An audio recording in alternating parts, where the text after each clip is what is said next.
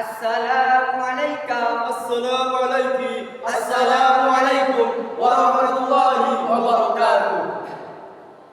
Alhamdulillahilladzi ba'atha fil ummiyina rasula. Assalatu wassalamu ala Muhammadin khairan nasi qawlan wa fi'lan, amma ba'd. Dewan Hakim yang arif lagi bijaksana, hadirin wal hadirat yang berbahagia. Michael Hart, seorang kolumnis Amerika, menulis buku dengan judul 100 Ranking of Most Influencing Person in History, yang berarti 100 tokoh paling berpengaruh sepanjang sejarah peradaban manusia. Pada buku tersebut tercantum nama-nama besar seperti Adolf Hitler, pencetus gerakan Nazi di Jerman. Mahatma Gandhi, pencetus gerakan Geraha Satya India. dan Julius Caesar, pencetus gerakan Vini Vici. Ternyata dari sederetan tokoh tersebut, Michael Hart menempatkan baginda Rasulullah pada urutan pertama sebagai tokoh paling berpengaruh di dunia. وأجمل منك لم تر قط عين وأطيب منك لم تلد النساء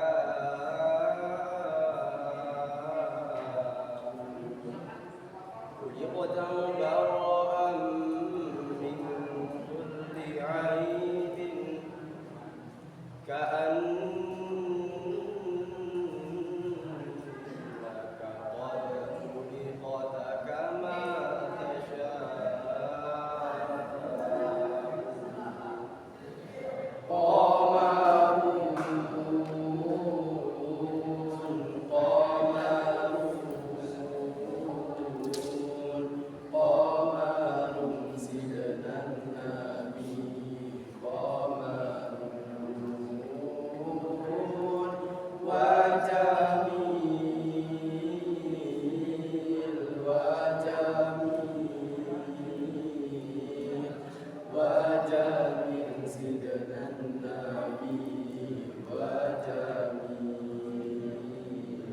Ma'asyiral hadirin rahimakumullah. Demikianlah Mustafa Atef, seorang pelantun salawat terkemuka, memuji pribadi Rasulullah sallallahu alaihi wasallam. Kesuksesan beliau juga diakui oleh media barat sebagaimana tertuang dalam Encyclopedia of Britannia sebagai the most successful of all prophet and religious personalities, atau pribadi tersukses di antara seluruh nabi dan tokoh agama dalam membangun peradaban manusia. Hadirin, melihat betapa pentingnya meneladani uswah Nabi Muhammad, khususnya dalam mencetak generasi yang unggul di era milenial yang ditandai dengan dua istilah yang mengkhawatirkan, yaitu dan pacaran atau pergaulan bebas. Maka Implementasi sifat Rasulullah dalam mencetak generasi yang unggul pada kehidupan remajanya adalah tema yang akan kami bicarakan pada kesempatan kali ini dengan landasan Quran Surah Al-Jumu'ah ayat 2 yang berbunyi, أعوذ بالله من الشيطان الرجيم بسم الله الرحمن الرحيم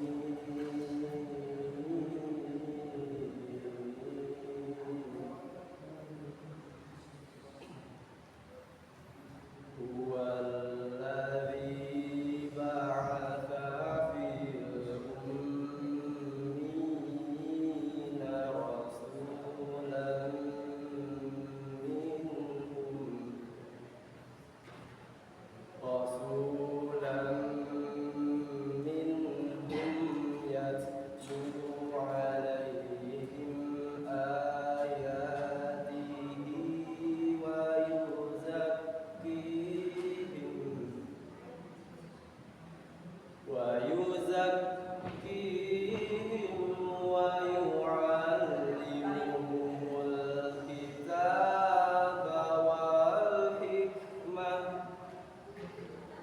وإن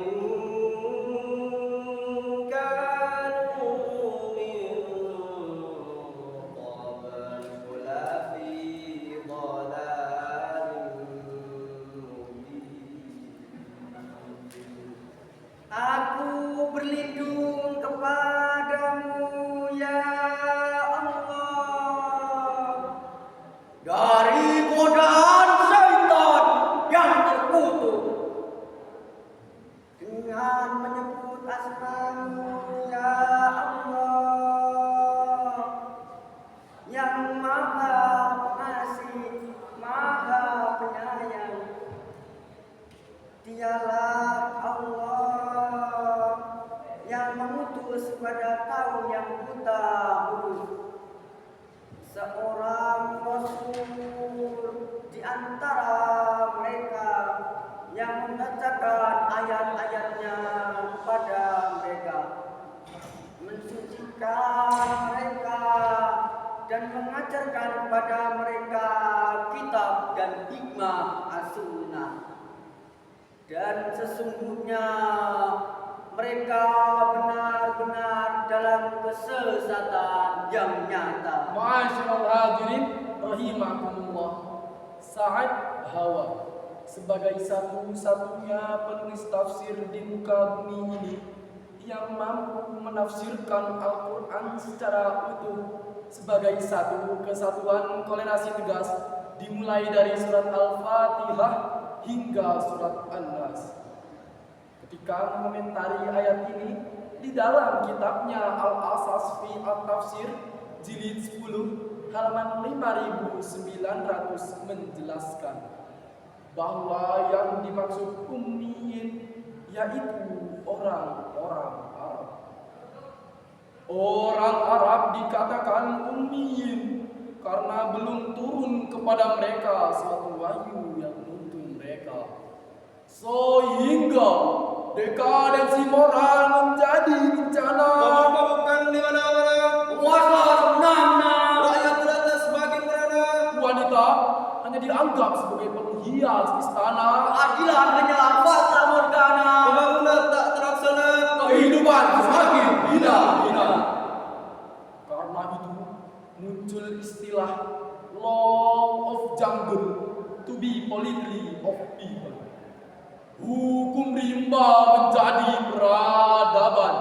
Orang kaya mangsa orang yang miskin.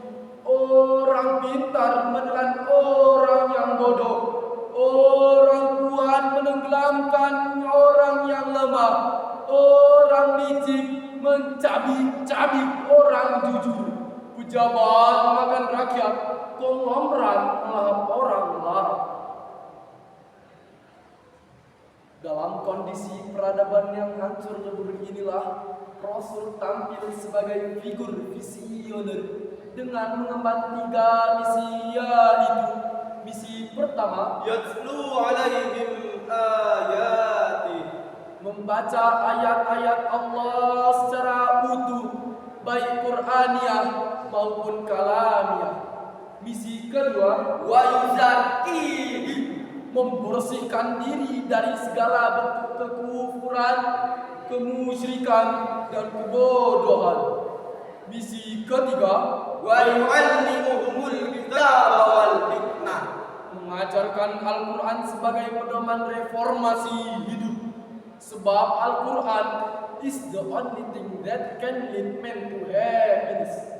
Al-Quran sebagai satu-satunya petunjuk hidup yang mampu mengantarkan manusia menuju kebahagiaan.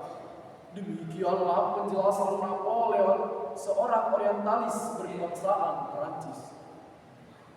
Hadirin yang berbahagia, di sini, di negeri yang kita cintai ini, Indonesia kita, negeri yang gemar, riba, lojinawi, negeri surgawi, tongkat kayu dan batu jadi tanaman. Bukan lautan hanya kolam susu, kail dan jala cukup menghidupimu. Tiada badai, tiada topan kau temui, ikan dan udang menghampiri dirimu.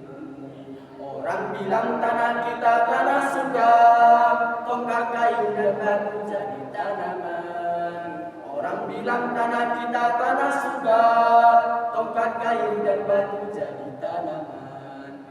Namun saudaraku, impian nan indah itu kini lenyap. Kini tinggallah Indonesia yang diwarnai kemiskinan yang kian dominan. Pengangguran memenuhi jalanan, gaya saing yang semakin terbaring, Pergaulan bebas tumbuh bak cendawan. Ma'asyiral hadirin rahimakumullah. Demikianlah syarahan yang dapat kami sampaikan tadi. Dapat kita simpulkan bahwa pengaplikasian sifat Rasulullah dalam mencetak generasi yang unggul adalah satu-satunya solusi agar membangun masa depan yang cerah. Demi terciptanya manusia yang beretika, melahirkan suasana yang penuh suka, meminimalisir lara dan duka, sehingga terus mengalir pada para suka, menjadi Indonesia yang berdinamika. Lalu kami akhiri dengan nada sika. Sadaqallahul azim.